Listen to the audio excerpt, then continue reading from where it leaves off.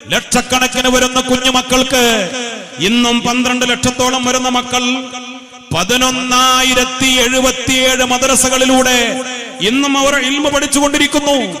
വിശുദ്ധ ദീനിന്റെ അഖീദ അവർ പഠിച്ചുകൊണ്ടിരിക്കുന്നു.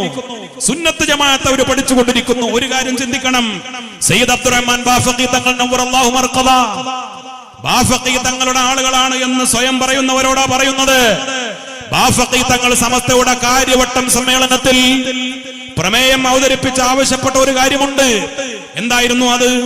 സമസ്തക്ക് 1-ാം ക്ലാസ് മുതൽ 10-ാം ക്ലാസ് വരെയുള്ള മദ്രസ സിലബസ് വേണം, കുട്ടികൾക്ക് മതവിദ്യാഭ്യാസം നൽകണം. അന്ന് ബാഫഖി തങ്ങൾ പറഞ്ഞ ഒരു കാര്യം എന്താണ്? സുന്നത്ത് ജമാഅത്തിന്റെ വിശ്വാസങ്ങളും കർമ്മങ്ങളും പഠിപ്പിക്കാൻ, അല്ലാതെ എല്ലാവർക്കും ഇഷ്ടപ്പെടുന്ന ഒരു പൊതു ഇസ്ലാം പഠിപ്പിക്കാനല്ല ബാഫഖി തങ്ങൾ മദ്രസ കെട്ടിപ്പടുക്കാൻ പറഞ്ഞത്. ഏത് ലോകത്ത് പോയാലും ആ തലപ്പാവ് ഊരിവെക്കുമായിരുന്നില്ല. ബാഫഖി തങ്ങൾ ഒരുപാട് യൂണിവേഴ്സിറ്റികളിൽ പോയിട്ടുണ്ട്, ഒരുപാട് ഭരണ കേന്ദ്രങ്ങളിൽ ബഹുമാനപ്പെട്ട തങ്ങളവറുകൾ ചെന്നിട്ടുണ്ട്, ഒരുപാട് വലിയ വലിയ രാജാക്കന്മാരുടെ കൊട്ടാരങ്ങളിൽ പോയിട്ടുണ്ട്. ഏത് രാജ്യത്ത്, ഏത് യൂണിവേഴ്സിറ്റി, ഏത് വലിയ ലോകത്ത് പോയാലും ആ നീളം കുപ്പായവും തലപ്പാവും മാറ്റിവെക്കാതെ ഈ ഉമ്മത്തിന് അഭിമാനമായി നേതൃത്വം നൽകിയ സയ്യിദ് അബ്ദുറഹ്മാൻ ബാഫഖി തങ്ങളിലേക്ക് നമുക്ക് മടങ്ങാൻ സാധിക്കണം. അപ്പോൾ ഈ കാലഘട്ടത്തിലെ പ്രശ്നങ്ങൾക്കൊക്കെ അവസാനമുണ്ടാകും. ബാഫഖി തങ്ങൾ എന്തിനാ പ്രാധാന്യം നൽകിയത്? സുന്നത്ത് ജമാഅത്തിന്. ബാഫഖി തങ്ങളുടെ പ്രഭാഷണങ്ങൾ നിങ്ങൾ പഠിക്കൂ. സമസ്തയുടെ സമ്മേളനങ്ങളിൽ, വിദ്യാഭ്യാസ ബോർഡിന്റെ സമ്മേളനങ്ങളിൽ, ജാമിയ പോലെയുള്ള സ്ഥാപനങ്ങളുടെ സമ്മേളനങ്ങളിൽ ബാഫഖി തങ്ങളുടെ പ്രസംഗങ്ങൾ ഇന്നും രേഖപ്പെട്ട് കിടക്കുന്നുണ്ട്. അതൊക്കെ പഠിക്കുമ്പോൾ വായിക്കുമ്പോൾ നമുക്ക് വളരെ കൃത്യമായി ബോധ്യപ്പെടുന്ന ഒരു കാര്യമുണ്ട്. സുന്നിയാവണം, മദ്ഹബ് ഉണ്ടാവണം, സുന്നത്ത് ജമാഅത്ത് ഉണ്ടാവണം. ഏത് പ്രസംഗത്തിലും നിലപാടിലും സുന്നത്ത് ജമാഅത്ത് എന്ന ആദർശത്തിൽ വിട്ടുവീഴ്ചയില്ലാതെയാണ് സയ്യിദ് അബ്ദുറഹ്മാൻ ബാഫഖി തങ്ങൾ നിലപാടെടുത്തത്. അതുകൊണ്ടായിരുന്നു ഒരു വിദ്യാഭ്യാസ സംവിധാനമല്ലേ MES എന്ന് പറഞ്ഞ ഭൗതിക വിദ്യാഭ്യാസ രംഗത്ത് കേരളത്തിലും കേരളത്തിന് പുറത്തും മുസ്ലിങ്ങൾക്ക് ഒരുപാട് വിദ്യാഭ്യാസ സംവിധാനങ്ങൾ, മെഡിക്കൽ കോളേജുകൾ, എഞ്ചിനീയറിംഗ് കോളേജുകൾ, ഇന്നും ഒരുപാട് വിദ്യാഭ്യാസ സംവിധാനങ്ങൾ നടത്തുന്ന ഏജൻസിയാണ് MES-നെതിരെ സമസ്ത തീരുമാനമെടുത്തു. എന്തിന്റെ പേരിൽ?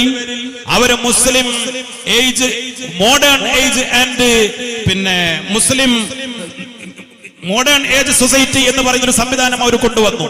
ഇസ്ലാമിക നിയമങ്ങൾ, ശരീഅത്ത് നിയമത്തെ പുതിയ കാലഘട്ടത്തിനനുസരിച്ച് മാറ്റിമറിക്കണം എന്ന് പറഞ്ഞുകൊണ്ട് ശരീഅത്ത് വിരുദ്ധമായ തീരുമാനങ്ങളായി വന്നപ്പോ സമസ്ത കേരള ജംഇയ്യത്തുൽ ഉലമ അവരെ എതിർത്തു.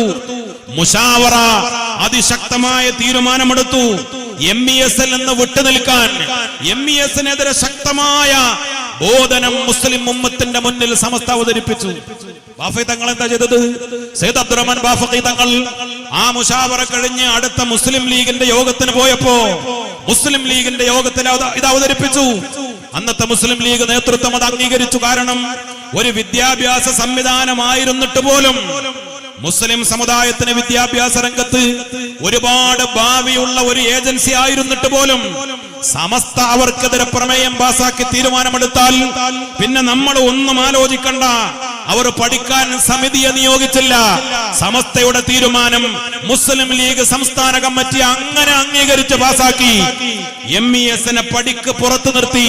അതായിരുന്നു അന്നത്തെ നേതൃത്വം. അതുകൊണ്ട് തന്നെ ഈ സമുദായം ഐക്യത്തോടെ, ഭദ്രതയോടുകൂടെ മുന്നോട്ട് പോയി. ഞാൻ പറഞ്ഞു വന്നത്, നമുക്ക് എന്തിനാണ് മദ്രസ സംവിധാനം ഉണ്ടായത്?